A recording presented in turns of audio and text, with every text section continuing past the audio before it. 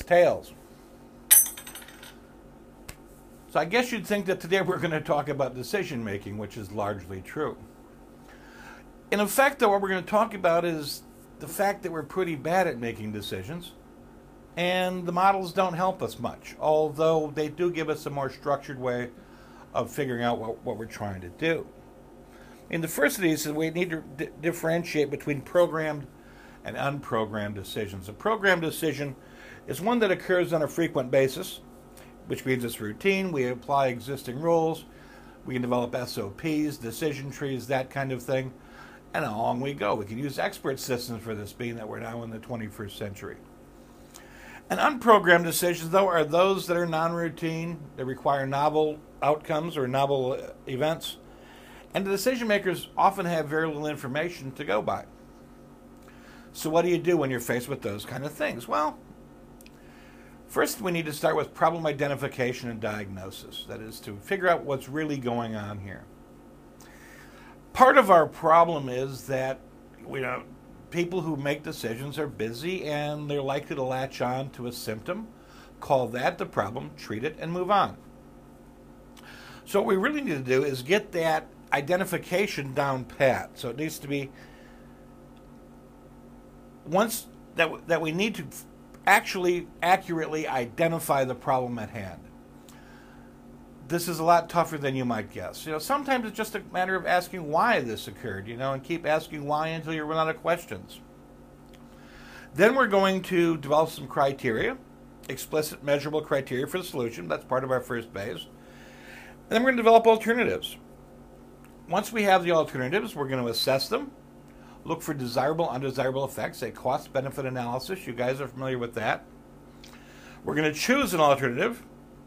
That can be a very complex part of the process. We might have to go through Delphi models, modified Delphi techniques, brainstorming exercises, devil's advocacy, all those kinds of things that you know about how to do things in groups. Then we're going to carry out the decision, which means we put it into place, and then we assess whether or not it worked. That's pretty much it for what we need to know about how we do decisions. But there are some finer points that need to be made. First of all is the economic man or the rational model. This is the traditional model of decision making, and as I point out, it comes out of economics, that what people do when they make decisions is to assess every possible alternative on the face of the planet, choose that one which gives us the highest return, and then implement that. So we know the alternatives, the risk, the results is based upon a very closed system model. Well, the problem is we know that's not true. That people are not able to analyze all the information available, nor do we have infinite time to look at every possible alternative.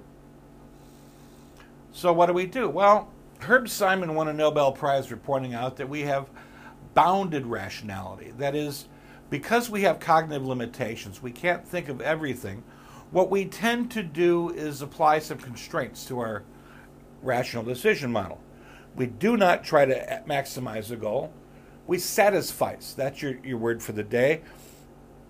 What satisficing is we reach we take the first alternative that crosses a certain threshold level. Rather than trying for the perfect, we try for a good solution. Once we've arrived at that, we consider the problem solved and we move on. It's dynamic. It allows us, goal behavior. In the real world, it's not bad. I mean, it does point out the fact that we don't know everything, which I think is a good starting point. There's some unstructured decision models out there, for things such as, for rare events, I should say, unstructured, unprecedented, significant kinds of things that happen. What do you do when it all turns to crap, basically? So one of the things that's out there that I find interesting is called the garbage can model. The garbage can model kind of says that there's all these solutions out there, and they're kind of looking for problems. So this is decision making under very high ambiguity. So there's 4 streams of decision in a garbage can. I mean, things actually kind of meld into this one place. problems, solutions, participants, and choice opportunities. These things are all floating around at the bottom of our garbage can. So what happens if we get a confluence of these streams at a particular point in time? That gives us our decision, and therefore our problem is solved. The problem streams are issues or problems facing the organization. The solution streams are available solutions to a decision maker. The participant streams are who all is involved. I mean, nothing complex there. Choice opportunity is the opportunity or choice or chances we have to make decisions.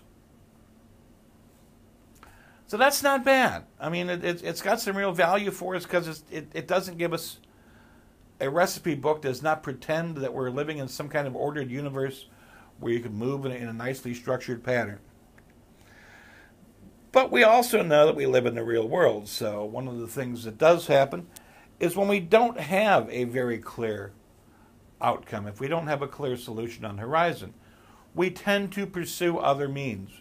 And by those means, I mean politics, which we'll get to in another chapter. But political decision-making models is just the fact that we don't have a clear-cut solution. So we kind of utilize the political environment of the organization. We let people pick a position, advocate for it, and through that advocacy, we're going to arrive through bargaining and compromise, conflict management, we're going to arrive at some kind of optimal, or at least not suboptimal solution.